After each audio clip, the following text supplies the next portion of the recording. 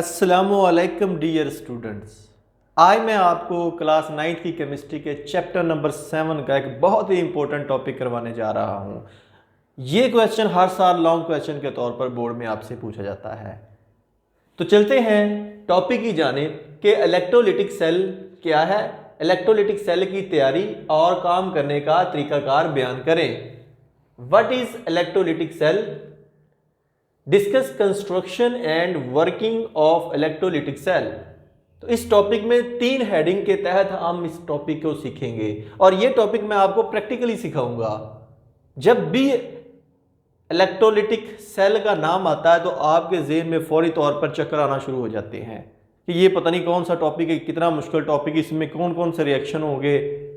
Don't worry, मैं आपको इस तरीके से आज समझाऊंगा कि आपको मुकम्मल टॉपिक मुकम्मल तौर पर याद हो जाएगा। तो चलते हैं टॉपिक की जानिब। टॉपिक की तरफ जाने से पहले सबसे पहले मैं आपको आज का ये जो इलेक्ट्रोलिटिक सेल है वो दिखाई देता हूं और अंडरस्टैंडिंग के बाद मैं आपको डिमॉन्स्ट्रेट करके दिखाऊंगा कि किस तरह इलेक्ट्रोलिटिक सेल में केमिकल रिएक्शंस होता है, यानी कि बिजली गुजारते हैं तो रिएक्शंस होता है, और जो आयंस होते हैं वो अपने अपने इलेक्ट्रोड की तरफ कैसे मूव करते हैं। तो चलते हैं टॉपिक की जानिब। तो सबसे पहले बात करेंगे कि इलेक्ट्रोलिटिक सेल है क्या है। ऐसा इलेक्ट्रोकेमिकल सेल जिसमें करंट गुजारने पर केमिकल रिएक्शन वाकया हो, इलेक्ट्रोलिटिक सेल कहलाता है। तो अपनी कॉपी निकालें और मेरे साथ नोट करें। पहले इसकी डेफिनेशन लिखूंगा कि इलेक्ट्रोलिटिक सेल क्या है। ऐसा इलेक्ट्रोकेमिकल सेल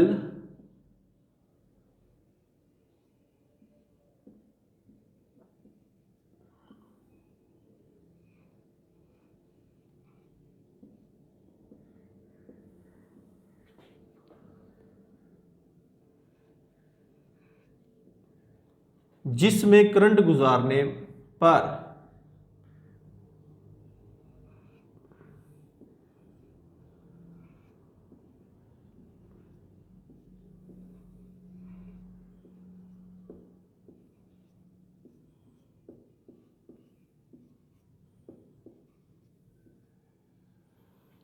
केमिकल रिएक्शन वाकया हो।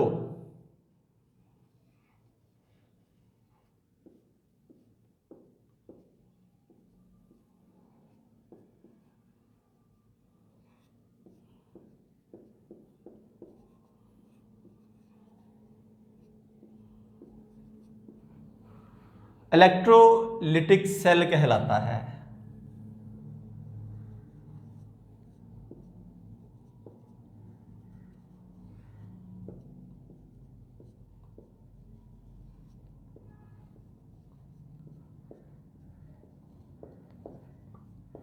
यह है इसकी डेफिनेशन कि इलेक्ट्रोलिटिक सेल क्या है, कि ऐसा इलेक्ट्रोकेमिकल सेल जिसमें करंट गुजारने पर केमिकल रिएक्शन वाकया हो, इलेक्ट्रोलिटिक सेल कहलाता है। इसमें जो रिएक्शन वकूअ पजीर होते हैं, यानी इसमें मौजूद जो कंपाउंड का करंट गुजरने पर तहलील होना, इलेक्ट्रोलिसिस कहलाता है। ये एक नई डेफिनेशन इस टॉपिक में आप इलेक्ट्रोलिसिस के बारे में आपसे पूछी जा सकती है कि इलेक्ट्रोलिसिस क्या है। तो आप बताएंगे इस इलेक्ट्रोलिटिक सेल में मौजूद कंपाउंड का करंट गुजरने पर तहलील होना इलेक्ट्रोलिसिस कहलाता है।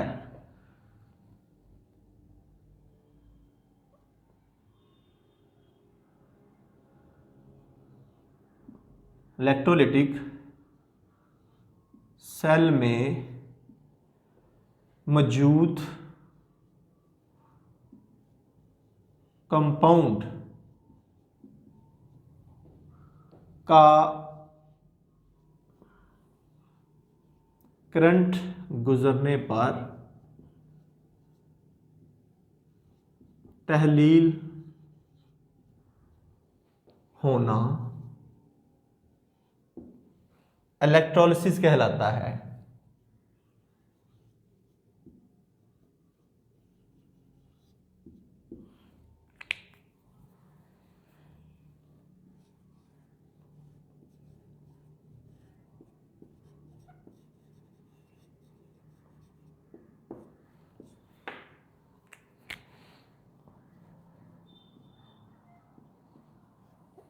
ये इलेक्ट्रोलिसिस की तारीफ भी मैंने आपके सामने लिखी है।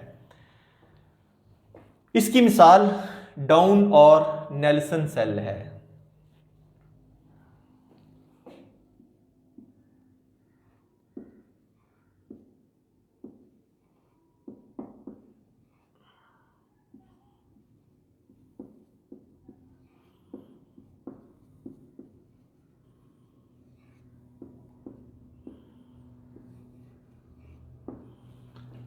डाउन और नेल्सन सेल है, यानी कि इलेक्ट्रोलिटिक सेल की एग्जांपल्स दो आपके सामने है। अब बात करते हैं इलेक्ट्रोलिटिक सेल की तैयारी। तो तैयार कैसे किया जाता है? इलेक्ट्रोलिटिक सेल में दो इलेक्ट्रोड होते हैं।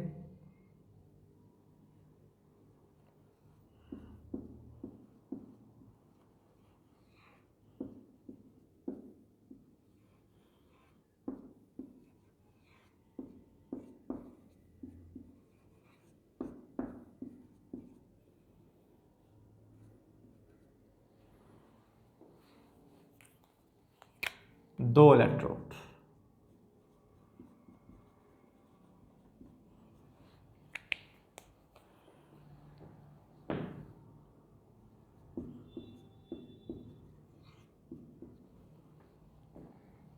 एक इलेक्ट्रोड जो बैटरी के मुस्बत टर्मिनल से जुड़ा होता है, एक इलेक्ट्रोड जो बैटरी के मुस्बत टर्मिनल से जुड़ा होता है,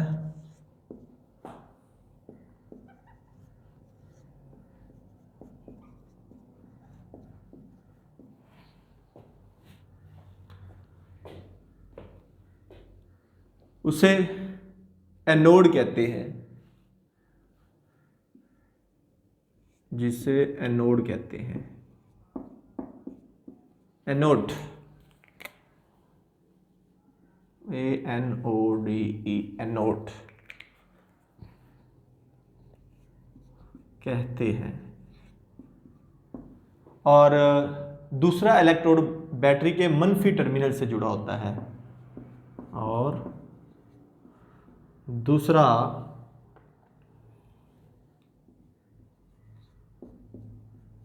इलेक्ट्रोड बैटरी के मनफी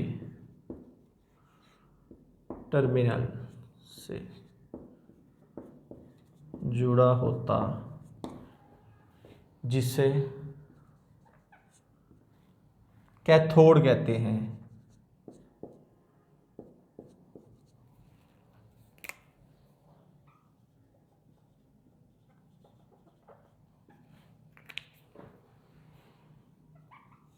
जिसे कैथोड कहते हैं।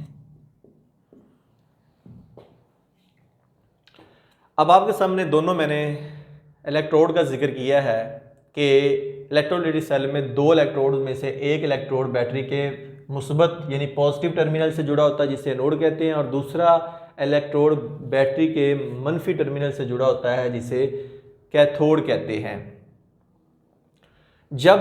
अब बात करते हैं इलेक्ट्रोलिटिक सेल के काम का तरीकेकार, कैसे अब ये काम करेगा। जब इलेक्ट्रोलाइट में से करंट गुजारा जाता है तो मुस्बत आयन कैथोड से इलेक्ट्रॉन हासिल करते हैं, जिसे रिडक्शन कहते हैं, और मनफी आयन एनोड पर इलेक्ट्रॉन देते हैं, जिसे ऑक्सीडेशन कहते हैं।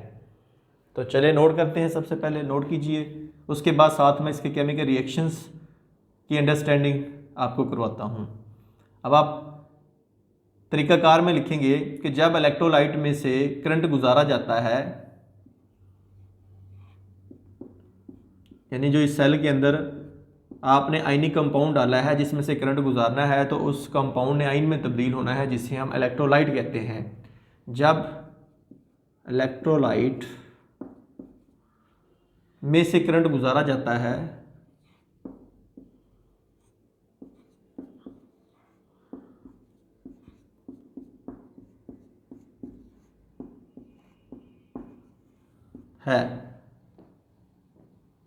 तो मुस्बत आयन कैथोड से इलेक्ट्रॉन हासिल करते हैं।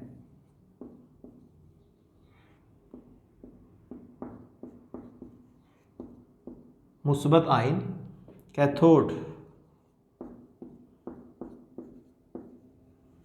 कैथोड से इलेक्ट्रॉन हासिल करते हैं।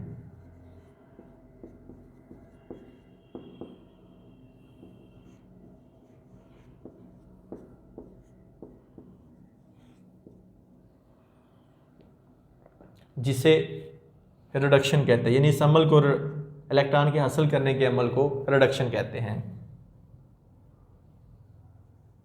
जिसे रिडक्शन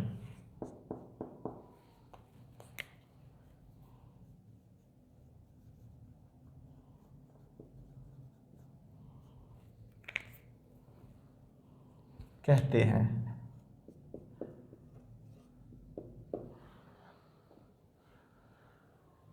और मनफी आयन एनोड पर इलेक्ट्रॉन्स देते हैं,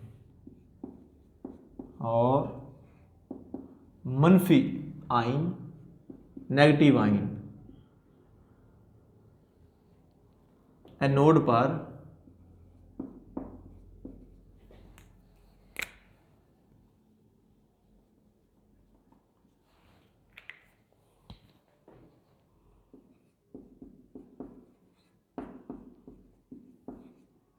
इलेक्ट्रॉन्स देते हैं,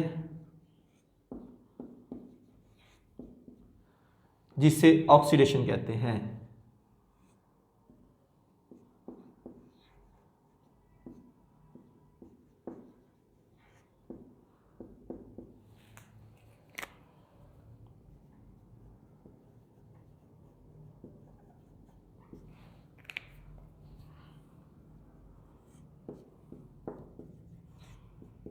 क्योंकि आपने पढ़ा है कि वो अमल जिसमें किसी केमिकल रिएक्शन में इलेक्ट्रॉन का इखराज हो या हाइड्रोजन का इखराज हो या ऑक्सीजन का हसूल हो, उसे हम ऑक्सीडेशन कहते हैं। और वो अमल जिसमें ऑक्सीजन का इखराज हो या इलेक्ट्रॉन का हसूल हो या हाइड्रोजन का हसूल हो, उसे हम रिडक्शन कहते हैं। तो इस इलेक्ट्रोलाइटिकल सेल के काम करने के तरीक़ेकार में आप देखेंगे कि जो पॉजिटिव आयन होंगे यानी केटाइन, वो कैथोड से इलेक्ट्रॉन हासिल करेंगे, जिसे हम रिडक्शन कहते हैं। और मनफी आयन यानी एनाइन एनोड पर इलेक्ट्रॉन देंगे, जिसे हम रिडक्शन कहते हैं। तो अब बात करते हैं कि मसलन एक एग्जांपल लेते हैं सोडियम क्लोराइड की। उसकी हम इलेक्ट्रोलाइटिक सेल में इलेक्ट्रोलिसिस करवाते हैं, तो देखते हैं कि इलेक्ट्रोलिसिस के दौरान कौन से रिएक्शंस वकूअ पज़ीर होते हैं, यानी कैथोड और एनोड के ऊपर। मैं यहाँ पे लिखता हूँ मसलन NaCl की इलेक्ट्रोलिसिस यूँ होगी,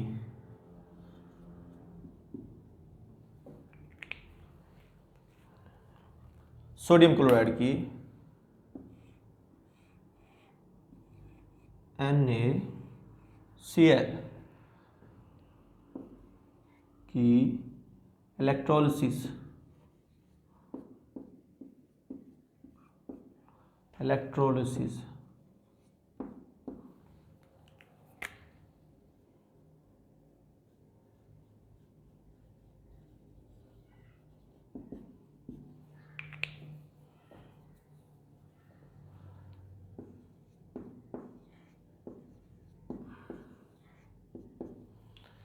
सबसे पहले आपको मैं रिएक्शन से पहले इसकी लेबल डायग्राम क्लियर करता हूं, ताकि आपको डायग्राम्स का कंसेप्ट भी आए कि डायग्राम हम कैसे बनाते हैं, और फिर मैं उसके साथ आपको क्लियर करूंगा कि रिएक्शन कैसे इसके अंदर होते हैं। तो सबसे पहले मैं इलेक्ट्रोलाइटिक सेल की एक जनरल डायग्राम आपके सामने बनाऊंगा।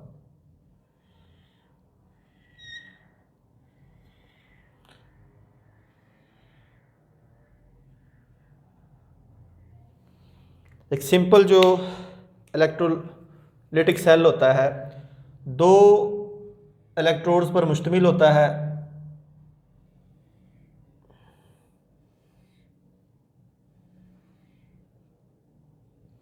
जिनको जनरल हम इलेक्ट्रोड का नाम देते हैं, और जो मुस्बत यानी पॉजिटिव इलेक्ट्रोड होता है, यानी कि जिस पर पॉजिटिव, एक पे पॉजिटिव चार्ज होता है और दूसरे पे नेगेटिव चार्ज होता है, जो पॉजिटिव इलेक्ट्रोड होता है उसे हम एनोड का नाम देते हैं, एनोड।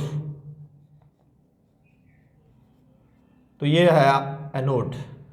और जो नेगेटिव इलेक्ट्रोड होता है उसको हम कैथोड का नाम देते हैं। तो अभी जैसा कि हमने बात की है कि एनोड के ऊपर ऑक्सीडेशन होती है और कैथोड के ऊपर रिडक्शन होती है।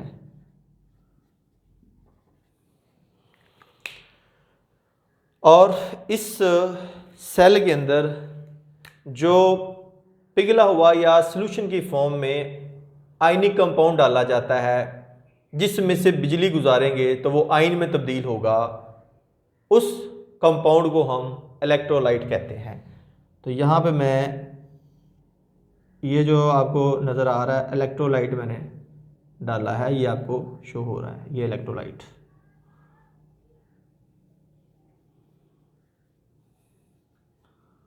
तो इस केस में हमारे पास इलेक्ट्रोलाइट सोडियम क्लोराइड है जिसकी इलेक्ट्रोलिसिस हमने करनी है, यानी कि NaCl जो इस केस में हमारा है वो है इलेक्ट्रोलाइट। उसके बाद अगर देखें तो ये एक जनरल डायग्राम मैंने आपके सामने इलेक्ट्रोलिटिक सेल की ड्रा की है। इस सेल को हम क्या कहेंगे? Electrolytic cell.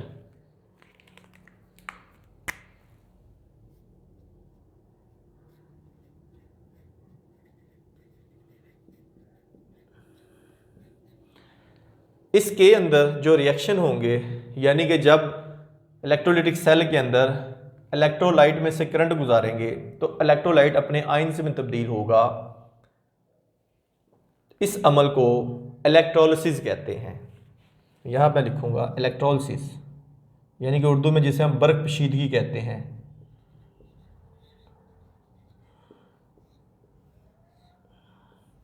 ये इलेक्ट्रोलिसिस है। तो यहाँ ऊपर मैं करंट को शो करूंगा, यानी कि ये पॉजिटिव टर्मिनल है जो बड़े साइज का आपने बनाना है और इसके साथ छोटा, ये सेल की तादाद होती है जो हमने बनानी होती है। तो इसको मैं यहाँ पे अटैच करूँगा, जोड़ूंगा और इसको दूसरे टर्मिनल के साथ।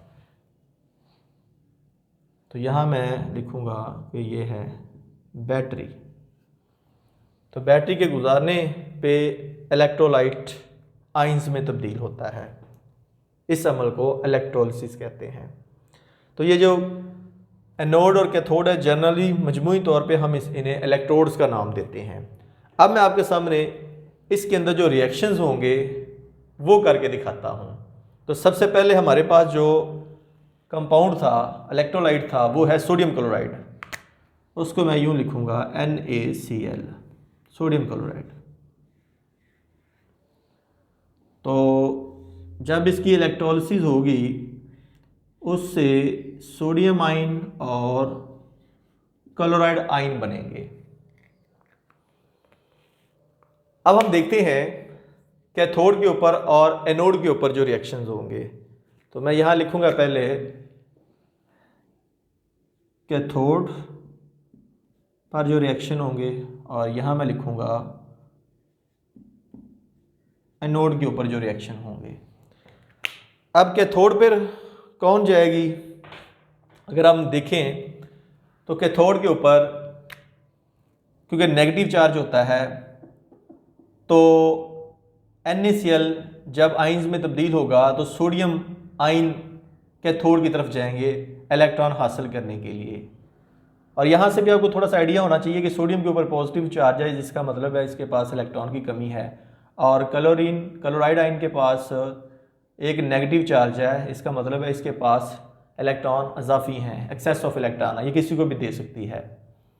तो जिस भी आयन के ऊपर पॉजिटिव चार्ज होता है वो इलेक्ट्रॉन की कमी को शो करता है। अब सोडियम आयन इलेक्ट्रॉन को हासिल करने के लिए कैथोड पर जाएंगे। ये सोडियम आयन है Na+1। अब यहाँ पे हम लिखेंगे ई से मुराद इलेक्ट्रॉन।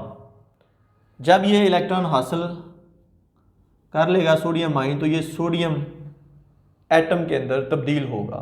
तो gain of electron is called, हमने अभी बात की थी रिडक्शन, गेन ऑफ इलेक्ट्रॉन। तो रिडक्शन कहाँ पे होती है? कैथोड के ऊपर।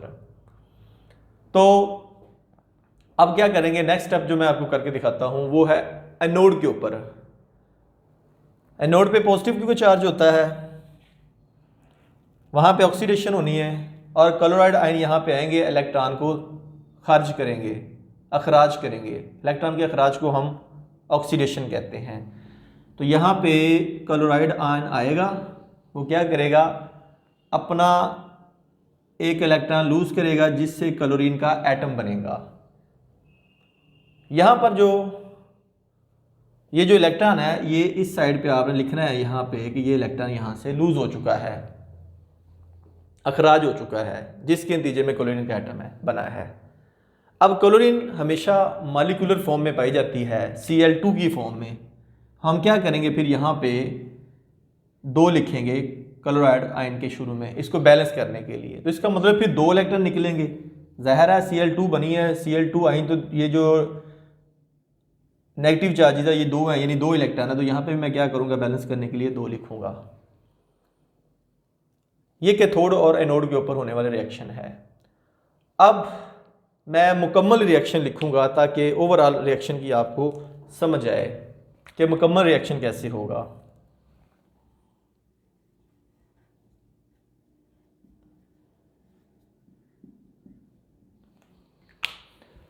मुकम्मल रिएक्शन में मैं आपको बताता हूँ हमारे पास कौन से 2 आयन हैं जो मौजूद है सोडियम क्लोराइड की इलेक्ट्रोलिसिस से जो बने हैं, वो है सोडियम आयन और क्लोराइड आयन।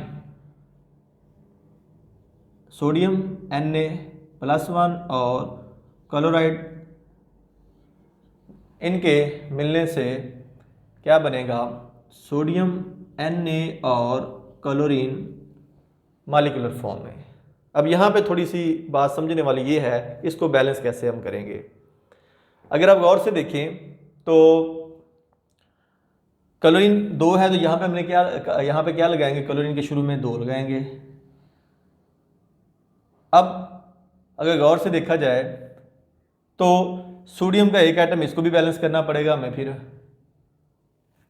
तो हम क्या करेंगे, सोडियम को बैलेंस करने के लिए पहले यहाँ पे क्या करेंगे, 2 लगाएंगे, और यहाँ पे भी हमें 2 लगाना पड़ेगा ताकि ये 2 न्यूट्रल सोडियम के एटम बन जाए।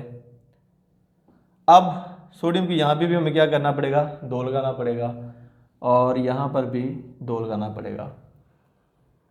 तो ये हमारे पास बन गया है कि जब सोडियम क्लोराइड की इलेक्ट्रोलिसिस होगी तो उसके नतीजे में 2 सोडियम एटम बनेंगे और 1 क्लोरीन का मॉलिक्यूल बनेगा।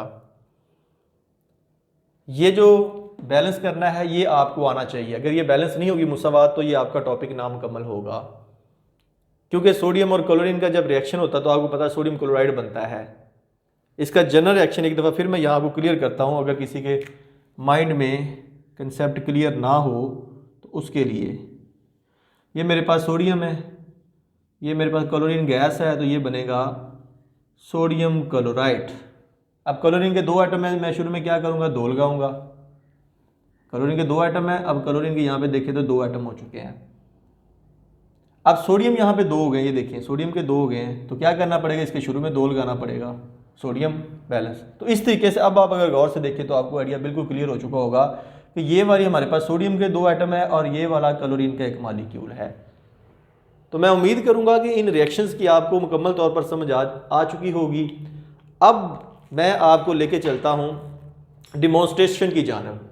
ये मेरे पास इलेक्ट्रोलिटिक सेल है, ये मेरे पास 2 इलेक्ट्रोड है, ये एनोड है, ये कैथोड है, और ये जो आपको इसमें एक सॉल्यूशन नज़र आ रहा है ये सोडियम क्लोराइड का है, ये यहाँ पे इलेक्ट्रोलाइट है। और अब मैं इसको यहाँ से करंट दूंगा और आप देखेंगे किस तरह जो सोडियम आयन कैथोड पर जाकर इलेक्ट्रॉन हासिल करने के बाद सोडियम एटम में तब्दील हो जाएंगे और क्लोराइड आयन जो होंगे इस इलेक्ट्रोलाइट में से वो जाएंगे एनोड के पास और वहाँ पे जाके इलेक्ट्रॉन देने के बाद क्लोरीन गैस में तब्दील हो जाएंगे। और ये जो रिएक्शन अभी आपके सामने मैंने क्लियर किए हैं ये सारे के सारे वाज़ा तौर पर इसकी डिमॉन्स्ट्रेशन आपको इस इलेक्ट्रोलिटिक सेल में नज़र आएगी। तो अब मैं चलता हूँ डिमॉन्स्ट्रेशन की जानब। आइए चलते हैं। जीडीएल स्टूडेंट, इस वक्त आपके सामने इलेक्ट्रोलिटिक सेल मौजूद है। आप देख सकते हैं इसकी कंस्ट्रक्शन। इसके अंदर दो इलेक्ट्रोड्स आपको नज़र आ रहे हैं, ये वाला कैथोड और एक एनोड ये वाला। आप देख सकते हैं ये स्टीरर हलानी है। अभी मैंने इसके अंदर सोडियम क्लोराइड का सॉल्यूशन बनाकर इसमें डाला है और ये मुकम्मल आपको एक इलेक्ट्रोलिटिक सेल नज़र आ रहा है। और इसके दोनों जो इलेक्ट्रोड हैं कैथोड और एनोड उसके साथ मैंने ये बैटरी अटैच कर दी है और इसके साथ ये की लगा दी है। जैसे ही यहाँ से की मैं ऑन करूँगा तो आप देखेंगे कि फौरी तौर पर इस इलेक्ट्रोलिटिक सेल के अंदर केमिकल रिएक्शन स्टार्ट हो जाएगा।